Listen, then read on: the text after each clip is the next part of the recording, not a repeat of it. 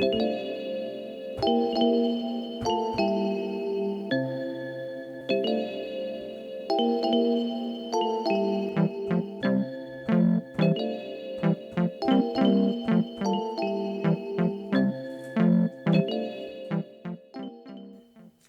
to the KontinuumLAB.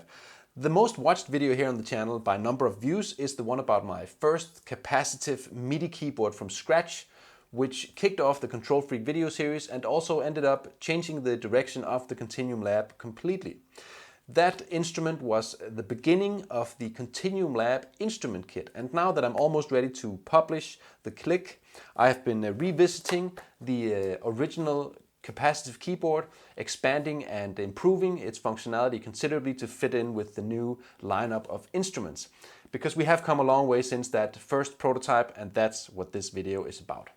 First of all, the same as for all of the other K.L.I.K instruments, the microcontroller which comes with the kit is pre-programmed with the code that makes it all work. So even if you don't know how to code at all, you'll still be able to use the kit to make a fully playable instrument. In fact, if you have one of these kits, then you'll be able to build any one of the K.L.I.K instruments around it, and the specific instrument is chosen by just inserting a couple of jumpers into the breakout board.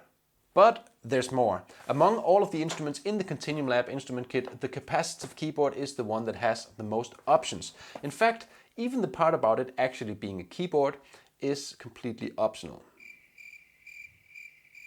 But I'm getting ahead of myself here. Let's start with the basics.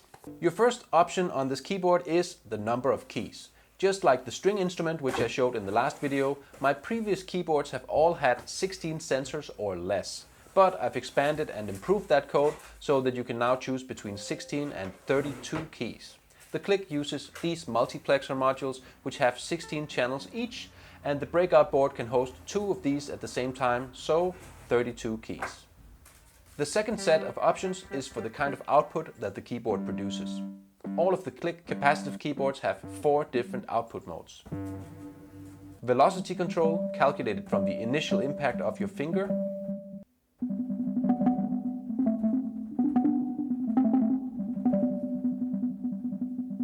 Volume control, based on a continuous touch measurement of all keys. The volume output comes from the last pressed key.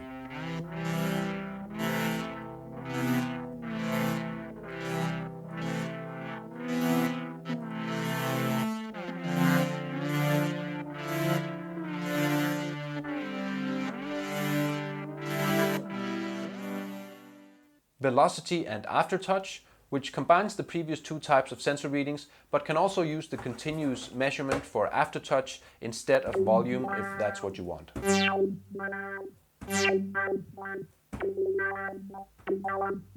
Melodica mode, which outputs CC2 or CC7 for volume control based on the reading of a breath sensor. This mode has no velocity or volume reading on the keys.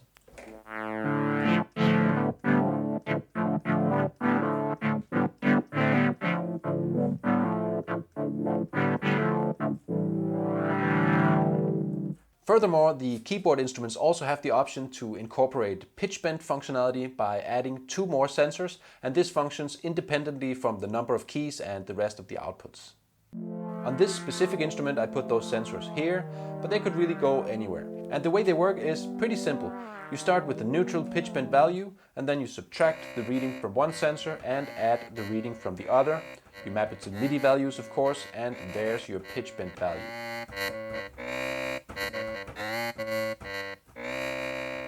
On another note, I've also added the option to transpose the whole interface up or down by an octave from the bass tuning. In the case of the 16-key instrument, the basic tuning starts at MIDI note 47, which is a B natural, and in the case of the larger version, the lowest note is an F natural MIDI note 41.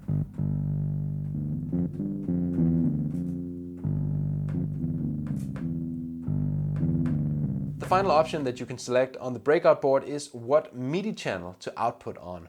I recently added the option to all of the K.L.I.K instruments to be able to select between MIDI channels 1 and 2, so that you can connect 2 instruments at the same time without interference and problems, and of course without changing any of the code as well. You simply insert another jumper right down here, And now this instrument will output on channel 2.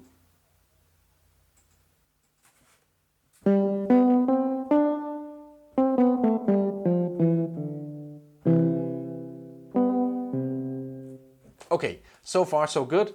All of these software options are built into the K.L.I.K master sketch. That's the sketch that comes pre-programmed on the chip in the kit and which contains all of the instruments right out of the box. Well, you should know that I will not be sharing that sketch, at least not at first. However, I will be sharing all of the individual instrument sketches, including all of the options that I just told you about. And so if you know how to code, then you'll be able to download those and freely edit and use that code.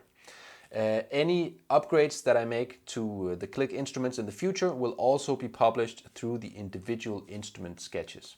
Now, separating out all of these instruments while also maintaining all of the functionality means a lot of work and testing, and so I'll be publishing those one by one as I finish them, starting after the launch of the actual K.L.I.K itself. For those who might be disappointed that I'm not sharing the master sketch, I'll say a couple of things.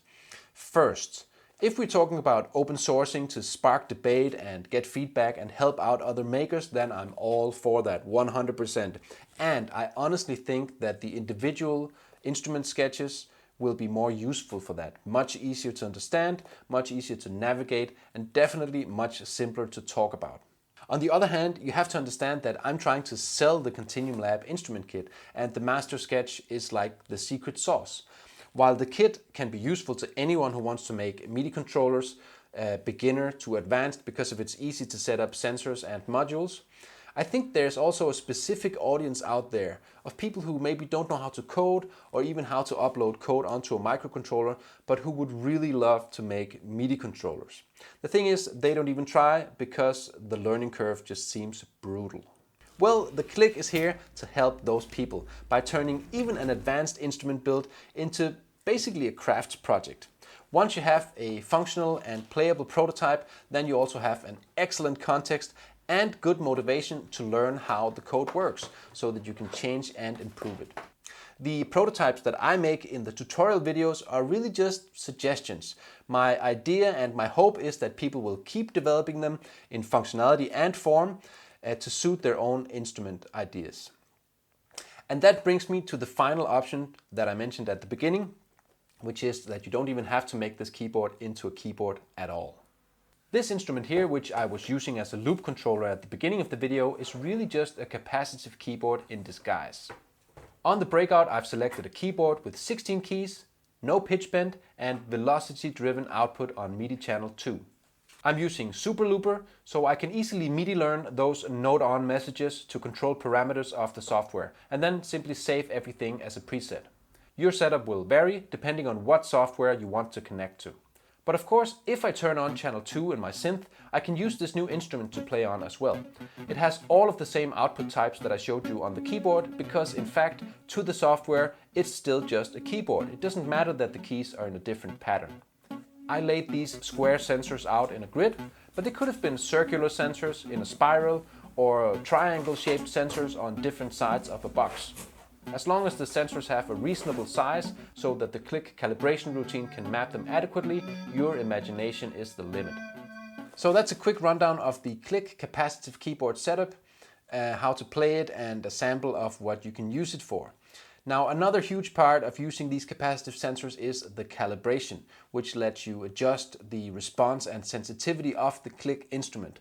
But that will need a whole video of its own, so keep a lookout for that right here on the channel. Obviously, the TNC capacitive sensors are awesome, but they're not infallible. And so in the next video, I will show you some of the pitfalls and technical aspects to using these sensors, possible sources of noise, and how to avoid them. And that's all I have for you today. Take care until next time, and I'll see you in the Kontinuum.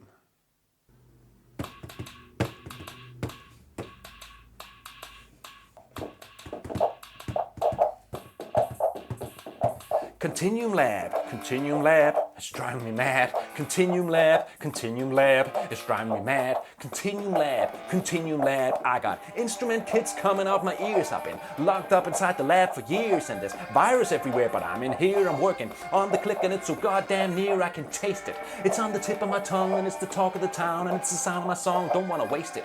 Creative energy flowing, and I can tell that you caught it too. You know how I know it, cause now you're tapping your foot. Your mind is opening up. Is it open enough to do what I'm hoping it does? Cause I would totally love for you to go to the shop at KontinuumLAB.com. I'm joking, I'm not. If you buy an instrument, you will be my hero. Help me fund the fundament. I'm starting from zero, as in euros. I hope it doesn't go terribly. I really need the profits for my therapy, cause the KontinuumLAB is driving me mad. It's driving me mad. The KontinuumLAB, continuous blab from the KontinuumLAB is driving me mad. I tell you, driving me mad. KontinuumLAB is driving me mad. It's driving me mad. The KontinuumLAB is driving me mad.